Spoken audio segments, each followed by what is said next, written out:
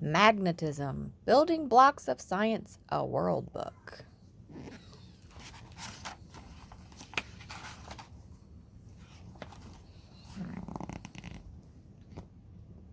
What is magnetism?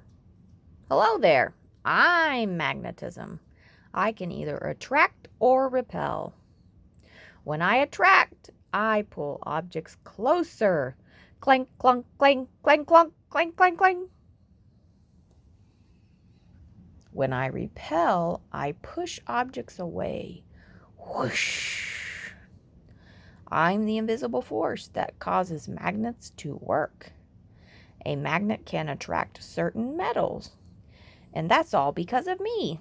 I just love bringing things together, but my powers don't work all of the time.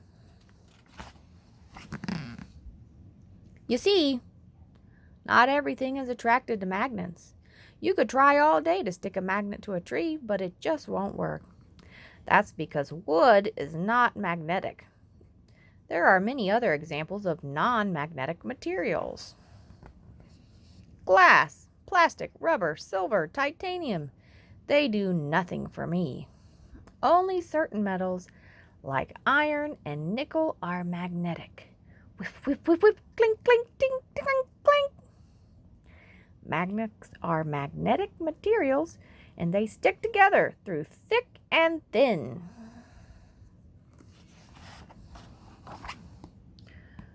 Magnets can have different shapes. Some magnets are shaped like bars. These are called bar magnets. Horseshoe magnets are shaped like the letter U or a horseshoe. Magnets can have other shapes too. Magnets can be weak or strong. Refrigerator magnets are pretty weak. You can pull them off easily. Other magnets are so strong they can pick up a truck. Distance also affects a magnet's pull. Magnets only attract objects that are relatively close. Zip, clank.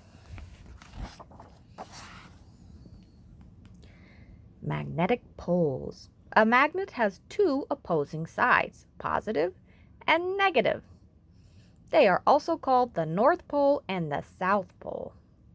For example, a bar magnet has a pole on each end. A horseshoe magnet has a pole on each tip. If you cut a magnet in half, each separate piece still has two poles. Whoa. Opposite poles are attracted to each other. Snap! The north pole of the magnet pulls on the south pole of another magnet. Poles that are alike repel each other. They push each other away. It can be nearly impossible to make two like poles touch each other. Magnetic fields. How is it that magnets can pull on objects without touching them? It's because every magnet is surrounded by a magnetic field. A magnetic field is an area of force around a magnet. Magnetic fields are invisible, but you can see the effect of a magnetic field by sprinkling iron filings around the bar magnet. Ooh. The filings line up along the lines of the magnetic field. The lines of the field stretch from one pole to the other. The lines are closer together near the poles. This shows that the magnetic field is strongest near the poles.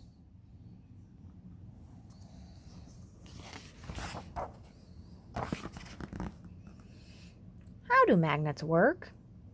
Let's take a closer look at how magnets work. This anvil is made up of magnetic particles. Watch what happens when a big magnet comes near. Zip, clank. The magnetic field causes the magnetic particles in the anvil to line up in the same direction. This turns the anvil into a temporary magnet. See for yourself. Try stroking an iron or steel object with a magnet several times in the same direction. Let's look at what's happening inside. The poles of the magnetic particles are beginning to line up. After about 50 strokes, all the poles line up. They've been magnetized. After some time, the poles will begin to point in different directions again. The object is no longer acts as a magnet. Tink, tink. Natural magnets.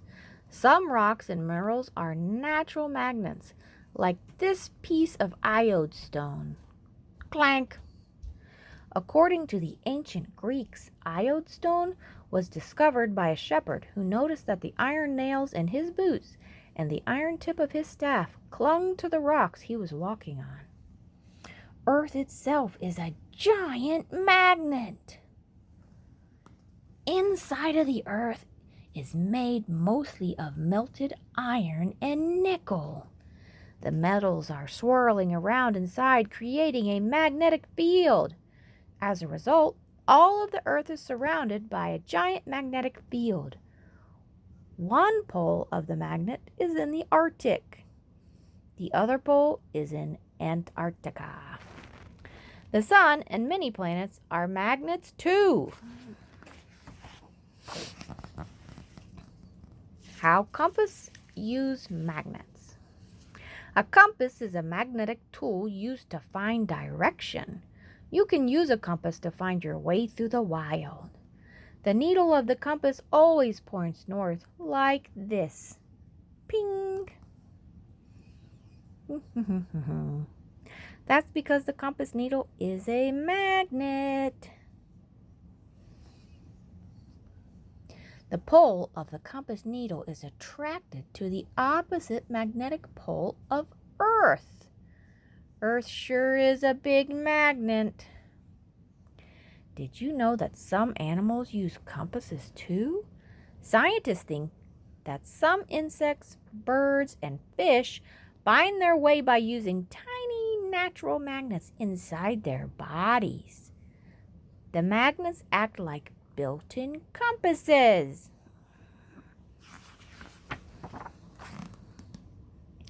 Electricity and magnetism. Magnetism is a powerful force on its own, but I'm even more powerful when I join forces with my friend electricity. Hey. Electricity is kind of energy that people use to run electronics and many other machines. Electricity and magnetism may seem quite different, but we are closely related. That's right. For example, electricity flows well through metal wires. When electric current flows through a wire, it produces a magnetic field around the wire. If you turn off the current, the magnetic field disappears. Similarly, if you bring a magnet near a metal wire, you'll create an electric current. The relationship between electricity and magnetism is called electromagnetism. Zap.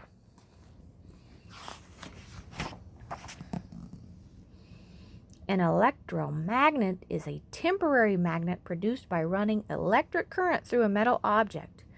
A simple electromagnet consists of a coil of wire wrapped around a piece of iron. Zap. Electricity is then run through the wire. Electromagnets are useful because they form temporary magnets. Shunk. Their magnetic fields can be turned on or off. Powerful electromagnets are used to lift large objects like cars at a junkyard. A permanent magnet would have to be very strong to lift a car. It would be so strong that you might never get the car off the magnet again. An electromagnet can use an electric current to create a powerful magnetic field. Clank! But when the electric current is gone, the magnetic field disappears. The car will no longer stick to the electromagnet. Crash!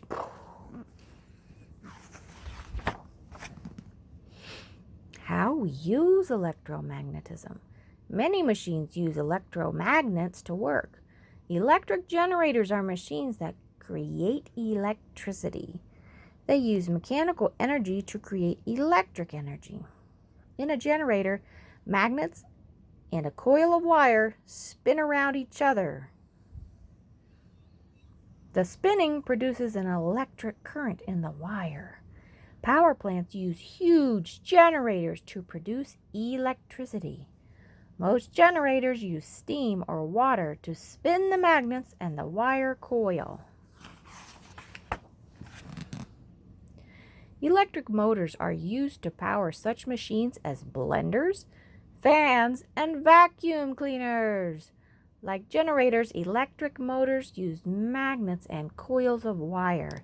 But unlike generators, they use electric energy to create mechanical energy. In an electric motor, electric current turns on a set of electromagnets, creating a magnetic field. The magnetic field forces the coil of wire to spin.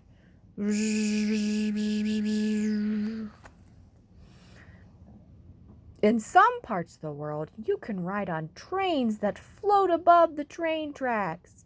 These trains are called maglevs. They use magnetic repulsion to move along the tracks. Magnets on the bottom of the train and on the tracks repel each other. Remember how hard it was to push the same poles on two magnets together? By angling the magnets, the train can move forward. Why study magnetism? Well, today some of the most advanced experiments are made possible by magnets. The Large Hadron Collider, LHC, is a huge machine that runs in a circle beneath the border of France and Switzerland. It's like a racetrack for particles, or more like a demolition derby. Vroom! Scientists use the LHC to speed up particles and crash them into each other.